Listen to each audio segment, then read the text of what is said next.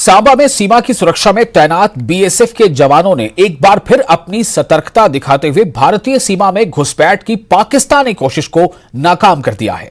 वहीं बारामूला में चेकिंग के दौरान लश्कर तैयबा के 2 सहयोगियों को गिरफ्तार किया गया है। उनके कब्जे से हथियार और गोला बारूद बरामद किए गए हैं, जबकि राजौरी में एक बड़े इंटर स्टेट नारकोटिक मॉड्यूल का भंडाफोड़ हुआ है। इन 3 बड़ी घटनाओं पर यह खास रिपोर्ट देखिए।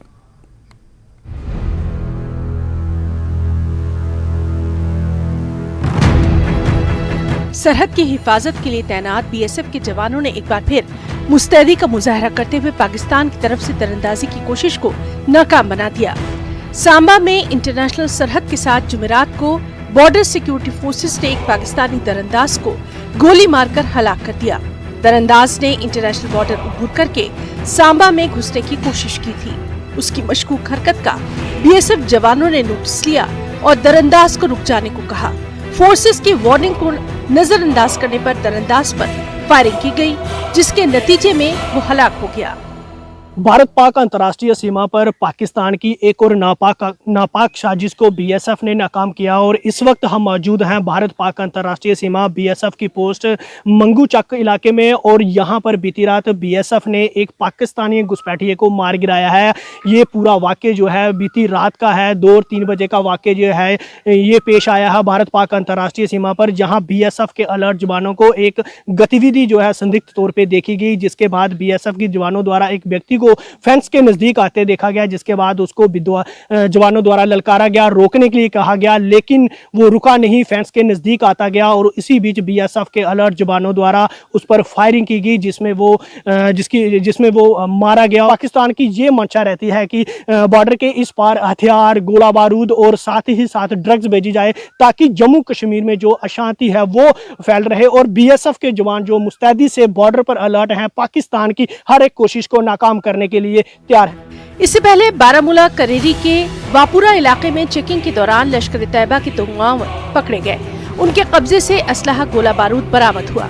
बताया जा रहा है कि एसओजी फौज और एसएसबी की मुश्तरका कार्रवाई में नाके पर चेकिंग के दौरान दोनों की गिरफ्तारी हुई है।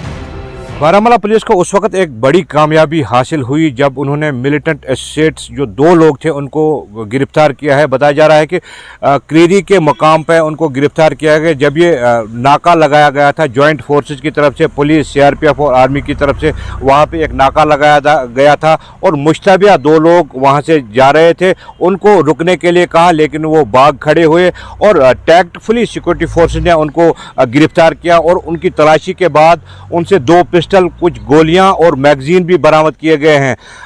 इन लोगों का ताल्लुक बारामूला से ही है और इनके नाम मैं आपको बता दूं कि इनका नाम है, एक का गुलजार अहमद नाम है और दूसरे का वसीम अहमद पर्रा नाम है।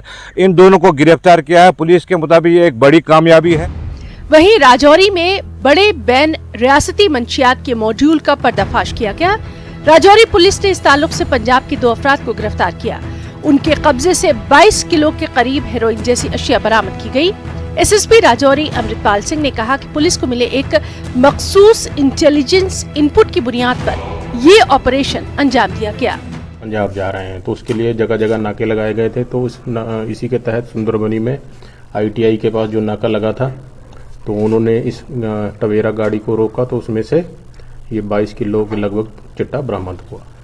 अभी फॉरवर्ड बैकवर्ड लिंकेजेस हम सारे चेक कर रहे हैं। अभी तक जो हमारे पास इन्फॉर्मेशन है कि ये पुंछ से लेके आ रहे थे और पंजाब लेके जा रहे थे। अभी तफ्तीश रवा है तो जैसे जैसे किसी का नाम आएगा तो उसमें हम लोगों को लाएंगे भी, तफ्तीश भी करेंगे, उनसे पूछताछ भी होगी। और तो नार्को का केस हुआ तो उसी अकॉर्डिंगली इन्वेस्टिगेशन होगी। हम टेरर एंगल को भी इसमें इन्वेस्टिगेट करेंगे। अगर ऐसा कुछ आता है तो आप लोगों को हम अपडेट कर देंगे।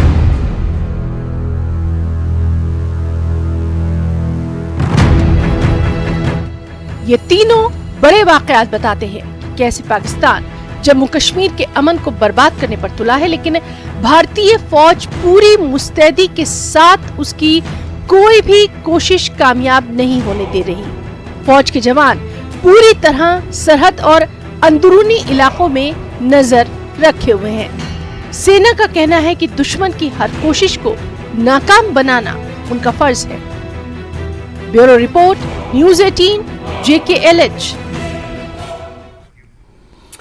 और कुपवाड़ा के आरामपुरा में सड़क हादसा पेश आया। इस हादसे में एक शख्स की मौत हो गई जबकि दूसरे शख्स की हालत गंभीर बताई जा रही है। दोनों वाहनों के बीच टक्कर इतनी भयानक थी कि एक यात्री की मौके पर ही मौत हो गई। इस हादसे में कार पूरी तरह से क्षतिग्रस्त हो गई।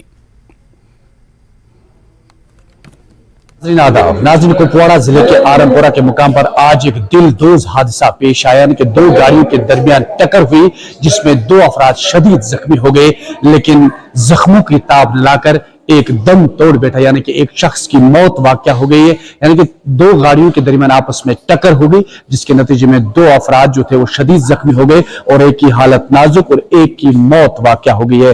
लेकिन आवाम से हमारी यही अपील रहेगी कि जब भी आप गाड़ी चलाते हैं तो इसमें रफ्तार कम रखें ताकि इंसानी जानों का जिया न हो। हर रोज हम देखते हैं किसी न किसी इंसान, किसी न किसी माँ की गोद उजड़ जाती है, यानी कभी किसी का भाई मर जाता है, कभी किसी की माँ, कभी किसी की बेटी। यानी कुपवाड़ा श्रीनगर इस दोगमिला के मुकाम पर, शहरा के मुकाम पर लगातार हादसा जन्म लेते हैं और तेज रफ्तारी की वजह से इस तरह के हादसा पेश आते हैं और हर रोज हम कहेंगे किसी न किसी खानदान पे कयामत टूट पड़ती है। और आज भी एक जवान इसमें मारा गया, यानी कि हादसा इस कदर भयानक था कि मौके पर ही एक शख्स की मौत वाक़या हो गई और इन दोनों को जो है इस वक्त कुपवाड़ा सब डिस्ट्रिक्ट अस्पताल में रखा गया है। अभी तक इनकी पहचान नहीं हो पाई, लेकिन पहचान के लिए रखे गए हैं। लेकिन फिलहाल हम इतना कहेंगे कि तेज रफ्तारी की वजह से हर रोज जो है किसी न किसी घर पे कयामत टूट पड़ती है। तो उम्मीद भी यही है, दुआ भी यही है कि हम गाड़ी चलाते वक्त अपना और दूसरों का भी ख्याल रखें, तेज रफ्तारी कम करें ताकि मजीद हादसा पेश न आए। नेटवर्क की टीम के लिए कुपवाड़ा से याहिया सुल्तान। बीजेपी के प्रदेश अध्यक्ष रविंद्र रैना ने गोल्ड मेडलिस्ट जुझार सिंह को सम्मानित किया है। बताते चलें कि जुझार सिंह ने हाल ही में 2 गोल्ड मेडल जीता है और इसीलिए नौशहरा के सरकारी डाक बंगला में आयोजित एक कार्यक्रम में उन्हें सम्मानित किया गया। इस मौके पर रविंद्र रैना ने जुझार सिंह से प्रेरणा लेने की अपील की। को मान सम्मान मोदी सरकार ने दिया, ये सब विषय जन जन तक पहुंचाने के लिए यह जनसंपर्क अभियान शुरू हुआ है और इसी संदर्भ में सीमावर्ती जिला राजौरी और पुंछ में भी इस अभियान को हमने शुरू किया है। शोपियां के जैनपुरा में बीजेपी ने मोदी सरकार के 9 साल पूरे होने पर एक दिवसीय कार्यक्रम आयोजित किया। बीजेपी का दावा है कि मोदी सरकार ने अपने 9 वर्षों के शासनकाल में विकास, प्रगति और न्याय के अपने घोषणा पत्र को साबित किया है। इस मौके पर बीजेपी नेता मोहम्मद यूसुफ भट्ट ने कहा कि मोदी सरकार के 9 साल का शासन भारत में सुशासन का सबक बन गया है। उन्होंने कहा कि भारत के प्रत्येक क्षेत्र और कोने में विकास का प्रसार देखा जा रहा है। बिल्कुल ये टीम बाज़ात पे टीम वातन राजा वसीम अके पे बशीर साहब खास कर गुलाम हसन ऋषि मुजफ्फर डीडीसी मतलब अहदेदारान मेन बीडीसी अहदेदारान बिल्कुल अजक पे मतलब चालू यह कुन जाए शिकायत सह करान क्लियर।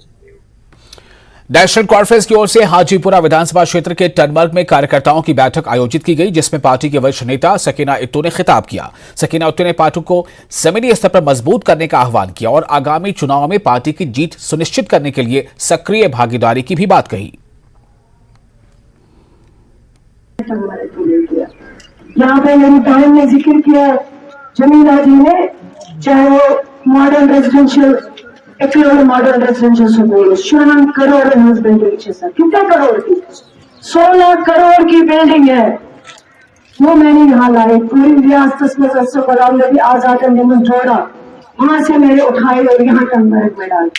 अब ऐसे जमीन मैंने इसको भी कहा, मैंने कहा ये जमीन दी हो आपके लिए इदारा बन रहा, आपके बच्चे पढ़ेंगे और हमने वो जमीन दी और वो मॉडल स्कूल मेरे पेंशन वहां बनाया। आज वहां टनमर्ग के लोग पढ़ेंगे और आज वहां जो पोस्ट है अगर आज ऐसा सकीना ही तो एमएलए बना आज यहाँ 100 लोग लगते तो वो 100 के 100 टनमर्ग के लगते, लेकिन आज सकीना ही तो नहीं है। मैं आप बता सुनो तो टनमर्ग लेकिन नाराज में फोटो गए तो मैं टनमर्ग जाकर हमें तंग जाना पड़ता है आदत के लिए बस मुतलस मजा से कुछ ही आसन का मुतलस ना इंसाफी हमने की है बस लास्ट स्टोरीज मजा से लेकिन हमने उठा के तंग में डाल दिया क्या इसके तंग का सिर्फ वाले मोहब्बत। न्यूज 18 JKLH लगातार जनता के मुद्दों को उठाता रहा है। यही वजह है कि न्यूज 18 JKLH पर दिखाई जाने वाली खबरों को अधिकारी गंभीरता से लेते हैं। बीते दिनों न्यूज 18 ने RS-पुरा में सड़क के किनारे गड्ढे होने के कारण हो रहे हादसों पर एक खबर दिखाई थी। आज विभाग हरकत में आया और रोड के किनारे ग्रिल लगाकर गड्ढे को बंद कर दिया गया। स्थानीय लोगों ने न्यूज 18 JKLH का शुक्रिया अदा किया। शहर की वार्ड नंबर 73 के करणबाग में कुछ दिन पहले यहाँ से सब्जी वाले की रेडी की सारी सब्जी सड़क के किनारे स्लैब ना होने की वजह से गिर गई थी, जिसके बाद वो न्यूज़ आपके चैनल ने भी चलाई थी और उस न्यूज़ चैनल के चलने के बाद मैंने भी देखी थी और मैंने जम्मू शहर की नगर निगम की सरकार से आग्रह किया था कि आप विशेष ध्यान इस क्षेत्र का रखते हैं है कि उनको एक स्लैब लगा करके दी जाए। जिसके बाद कल CTO निसार राजा साहब ने मुझे स्पेशल खराब मौसम के बाद भी इस जंगले का काम शुरू करवाया है। ब्रेक के बाद एक बार फिर आपका स्वागत है। आप देख रहे हैं न्यूज 18 JKLH पर खास रिपोर्ट। आरह कुलगाम में रहने वाले खाना बदोश गुजर बकरवाल समुदाय से ताल्लुक रखने वाली रुबीना नाम की महिला 30 मई से लापता है। परिजनों ने हर जगह महिला की तलाश की लेकिन उन्हें नाकामी ही हाथ लगी, जिसके बाद घर वालों ने पुलिस में मामला दर्ज कराया है। उन्होंने लोगों से लापता रुबीना को खोजने में मदद करने की अपील की है। मेरे भाई की बेटी मिसिंग हुई है 30 तारीख को शाम के 6 बजे। तो पुलिस को रिपोर्ट डाल दी है, अभी पुलिस वालों ने नंबर भी दिया है, तो यहाँ वो उनके पास पुलिस उन्होंने भी डाल दिया है मीडिया पे। अब हमने पूछा मीडिया पे डाल सकते हैं, डाल दो मीडिया पे। तो थोड़ा डिटेल्स बताइए, क्या नाम है, कहाँ से? उसका नाम रबीना है। वो ज़हनी दिमाग से भी थोड़ा उसको कमजोरी है, कुछ ऐसे मानो तसरूफ है उसको। तो यही बात है उसको 30 तारीख को शाम के 6 बजे। क्या अपील रहेगी आपकी? हम यही मांग करते हैं कि अगर आपसे की तरफ से अगर मीडिया की तरफ से अगर कुछ न कुछ मसला हल हो सकता है तो मेहरबानी करके अवाम तक पहुंचाइए। और उधमपुर में इस वर्ष सेरीकल्चर विभाग की तरफ से कोकोन नीलामी बाजार का आयोजन किया गया। यह बाजार 30 मई से शुरू हुआ जो 24 जून को खत्म होगा। ऑक्शन मार्केट में किसान कोकोन की अच्छी बिक्री की उम्मीद कर रहे थे, लेकिन इस साल वो बहुत परेशान हैं क्योंकि उन्हें कोकोन की उचित दर नहीं मिली। यहाँ के स्थानीय किसान उत्तम चंद ने कहा कि वो पहले 20 वर्षों से कोकोन की खेती कर रहे हैं, लेकिन इस साल कोकोन की कीमत से उन्हें मायूसी हाथ लगी है। उन्होंने सरकार से कोकोन की कीमत बढ़ाने की मांग की है ताकि नुकसान से बचा जा सके। हम खून से आए हैं, 20 साल हो गए हमें ये काम करते हैं। रेट बिल्कुल कम, हमारी घरवाली बच्चे सब मेहनत करते हैं और रेट हमें मिलता नहीं है। हमें ये चाहते हैं कि सब बराबर हो जाए। जिनका माल अच्छा होता है उनका अच्छा रेट है, जो जिनका वो थोड़ा होता कम रेट है। हम यही करने जाते हैं हमारा रेट अच्छा लगे और मेहनत पे हमारी कामयाब हो जाए। वो हमारा रेट है फिक्स नहीं किया हुआ है इन्होंने, किसी का 800 है, किसी का 700 है, किसी का 1100 है। हम चाहते हैं कि सबका रेट एक फिक्स होना चाहिए। देखिए, डिस्ट्रेस सेल के देखते हुए ही हमने पहले ही एक production based incentive scheme launch की हुई है डिपार्टमेंट ने, जिसमें last to last year 22 lakh हमारे लोगों को डिस्पर्स किया हुआ था और इस साल 48 लाख लोगों ने लिया है। उसमें जो अच्छे रेयर हैं उनको तो इंसेंटिव मिल रहा है और हम साहब को गवर्नमेंट को ये यहाँ आपके मीडिया से गुजारिश करेंगे कि सभी जो बाकी लोग हैं उनको भी इंसेंटिव दिया जाए।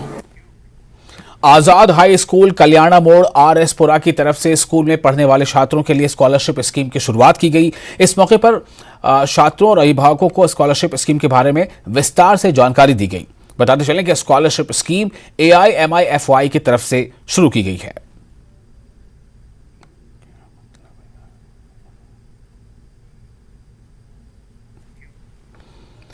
ग्रामीण विकास विभाग ब्लॉक आरएसपुरा की तरफ से पंचायतों को साफ सुथरा रखने के मकसद से घर घर से कूड़ा उठाने की अभियान की शुरुआत की गई। इस मौके पर ब्लॉक डेवलपमेंट अधिकारी राजेश पादा और सरपंच कैप्टन हंसराज के तौर पर मौजूद रहे, जिन्होंने कूड़ा उठाने वाले वाहन का उद्घाटन किया। शुरू किया जा रहा है और हम ये सभी से निवेदन करते हैं कि माननीय हमारे प्रधानमंत्री जी, जिन्होंने पिछले काफ़ी सालों से जो स्वच्छ भारत का जो अभियान चलाया हुआ था, ताकि हम अपने गांव को और अपने शहर को और अपने देश को अच्छा स्वच्छ सुंदर बना सकें। क्योंकि अभी आने वाले समय में जो जैसे अभी बरसात है, तो उसमें जैसे हम कचरा बाहर फेंकते हैं, उससे हमें काफ़ी जो है बीमारियों का सामना करना पड़ता है, जैसे डेंगू है और भी बहुत सारी बीमारियाँ हैं। तो उनसे तभी बचा जा सकता है जब हम अपने गाँव को और अपने गली मोहल्लों को अच्छा साफ सुथरा रखेंगे। करगिल में स्वच्छ भारत मिशन के तहत rural development and panchayat Raj department ने पंचायत घर भीमबत में इंफॉर्मेशन एजुकेशन एंड कम्युनिकेशन पर कार्यक्रम का आयोजन किया। इस मौके पर डीपीओ करगिल ने स्वच्छ भारत मिशन फेज 2 के उद्देश्यों के बारे में बताया। उन्होंने ग्रामीणों से पूरे गांव में मिशन को लागू करने के सहयोग मांगा है और आसपास के वातावरण को कचरा मुक्त और स्वच्छ बनाने का भी आग्रह किया है। डीसी करगिल ने बीडीओ शकर चिक्तन को किसी भी प्राकृतिक आपदा के दौरान सार्वजनिक संपत्ति को नुकसान से बचाने के लिए जल्द से जल्द नाले की सफाई के निर्देश दिए हैं। डीसी ने एसीडी करगिल को विभिन्न कार्यों के बारे में लोगों को जागरूक करने के लिए सोशल मीडिया प्लेटफॉर्म के माध्यम से मनरेगा के तहत किए गए कार्यों को प्रचारित करने का भी निर्देश दिया। इसके अलावा निर्धारित समय में कामों को पूरा करने और लक्ष्यों को हासिल करने पर ध्यान देने का आग्रह किया गया।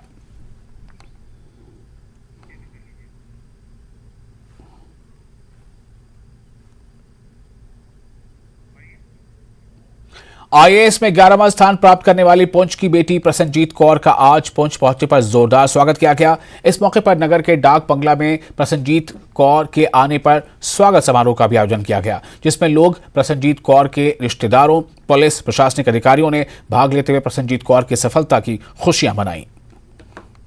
आज मैं यूपीएससी के एग्ज़ाम को क्लियर करने के बाद पहली बार अपने होम टाउन में आई हूँ और पूरी डिस्ट्रिक्ट ने मेरा वेलकम किया और इसके लिए मैं सबसे पहले तो डिस्ट्रिक्ट का बहुत ज़्यादा थैंक यू करना चाहूँगी, सब लोगों का जो अपना कीमती समय निकाल कर यहाँ पर आए। फैमिली को बहुत ज़्यादा थैंक्स करूँगी और डेफिनेटली मुझे बहुत खुशी हो रही है। यूथ के लिए मैं ये कहूँगी कि अगर हम पुंछ की बात करते हैं या जम्मू कश्मीर की बात करते हैं तो हमारे यूथ में बहुत टैलेंट है, बट इशू कई बार अपॉर्चुनिटीज़ का रहता है। मैं उनको ये कहूँगी कि आपको जो भी सर्कमस्टांसेस हैं, जैसे भी हैं, आप मेहनत कीजिए, पेशेंस रखिए और अपने ऊपर फेथ रखिए और सक्सेस आपका होगा। प्रॉब्लम्स तो आती हैं और मुझे भी बहुत आई। सबसे पहला इशू तो रिसोर्सेज से रिलेटेड रहता था। हमें स्टडी मटेरियल यहाँ पे इतना नहीं अवेलेबल होता था, तो हमें वो जम्मू से अरेंज करना पड़ता था, तो वो सबसे बड़ा इशू रहता था। सेकेंड इशू ये था कि मेरी प्रिपरेशन सेल्फ सेंटर थी, तो कई बार किसी मेंटर की गाइडेंस का हमेशा एक इशू रहता था। कई बार मैं कुछ ऐसी चीज़ें पढ़ लेती थी जो नहीं पढ़नी होती थी और वहाँ पे टाइम बहुत वेस्ट होता था, तो डेफिनेटली प्रॉब्लम्स तो रही हैं। अगर मुझे पुंछ में सर्व करने का मौका मिलता है तो मेरा फोकस 2 एरियाज पे रहेगा, हेल्थ एंड एजुकेशन सेक्टर, क्योंकि मेरे हिसाब से ये 2 सेक्टर्स ऐसे हैं जो हमारी डिस्ट्रिक्ट में बहुत ज़्यादा जिनको अटेंशन का ज़रूरत है। चाहे पिछले कुछ समय से बहुत ज़्यादा अटेंशन दी भी गई है, लेकिन फिर भी बहुत सी चीज़ें हैं जो शिमला में 12 जून को होने वाले विधानसभा के बाल सत्र की तैयारियां जोरों पर है। विधानसभा अध्यक्ष कुलदीप पठानिया ने बताया कि इस सत्र में प्रदेश भर से 68 स्कूली बच्चे हिस्सा लेंगे, जिसमें 1 अप्रैल से 25 मई तक छात्रों को चयनित करने की प्रक्रिया चली है। इसमें 1085 छात्रों ने हिस्सा लिया। बाल सत्र में छात्र ही विधानसभा अध्यक्ष, मुख्यमंत्री, नेता प्रतिपक्ष, मंत्रिपरिषद और विधानसभा के सदस्य की भूमिका निभाएंगे। राज्यसभा के उपसभापति हरिवंश नारायण सिंह इस मौके पर विशेष रूप से मौजूद रहेंगे। साथ ही सीएम सुक्खू, नेता प्रतिपक्ष जयराम ठाकुर को भी न्योता भेजा गया है। इस मौके पर केबीसी से मशहूर हुए अरुणोदय शर्मा ने अपने विचार रखे और सामाजिक न्याय एवं अधिकारिता मंत्री का दावा पेश किया।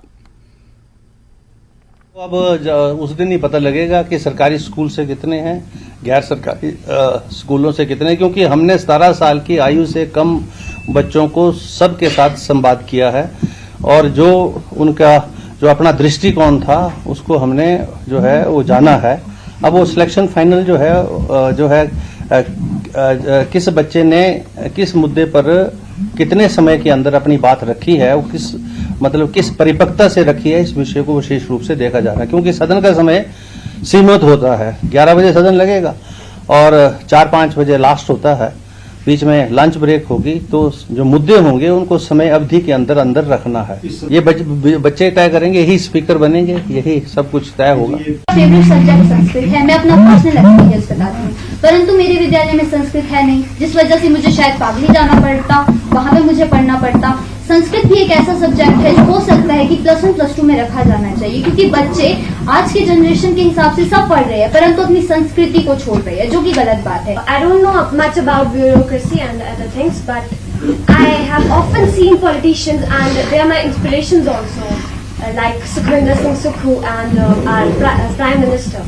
They are very doing so well and people are very happy for their decisions they are taking. So I must be for this. सब स्वास्थ्य पे ध्यान दें, क्योंकि अगर कोई स्वस्थ रहेगा तभी उसको विद्या दी जा सकती है, तभी उसको बाकी चीजें दी जा सकती है। तो इसके लिए सबसे पहले तो अब सती माता जी के जो पिताजी थे उन्होंने शिव जी से उनके विवाह के लिए इनकार क्यों कर दिया था। मंडी में नेता प्रतिपक्ष जयराम ठाकुर के गृह विधानसभा क्षेत्र सराज में सांसद और कांग्रेस प्रदेश अध्यक्ष प्रतिभा सिंह ने दौरा किया और सराज में हुए तमाम विकास कार्यों को 6 बार के मुख्यमंत्री रहे स्वर्गीय वीरभद्र सिंह की देन बताया। प्रतिभा सिंह ने यहां जिला स्तरीय थाह मेले में इसके समापन समारोह को संबोधित किया। उन्होंने कहा कि पूर्व प्रधानमंत्री राजीव गांधी ने जब देश की कमान अपने हाथों में संभाली तो उन्होंने पंचायती राज की स्थापना कर महिला आरक्षण के लिए क्रांतिकारी कदम उठाया था और उसी वजह से सांसद बन पाई हैं। प्रतिभा सिंह मंडी के 4 दिवसीय दौरे पर हैं। एक समय था, मैं भी साक्षी हूं उसमें, कि जब महिलाओं को ज्यादा भागीदारी इन जनसभाओं में नहीं दी जाती थी, महिला बढ़ चढ़ के भाग नहीं लेती थी। हमारे बुजुर्ग थे घर में जो ये कहा करते थे कि महिलाओं का स्थान तो घर में है, चाहे वो बेटी है, चाहे वो बहू है, चाहे वो माँ है, चाहे वो पत्नी है, वो घर का कामकाज देखेगी और घर तक ही सीमित रहेगी। पर हम इस मौके पर मैं स्वर्गीय प्रधानमंत्री जी श्री राजीव गांधी जी का बहुत बहुत आभार व्यक्त करना चाहती हूँ कि जब वो देश के प्रधानमंत्री बने तो उन्होंने हमारी महिलाओं के लिए 50% आरक्षण किया। कितनी महिलाएं हैं जो यहाँ पर आज ग्राम पंचायत की प्रधान है, कितनी महिलाएं हैं जो बीडीसी में है, कितनी महिलाएं हैं जो जिला परिषद में है। ये मौका तब मिला आपको घर से बाहर निकलने का जब कांग्रेस पार्टी ने आपको टिकट दिया।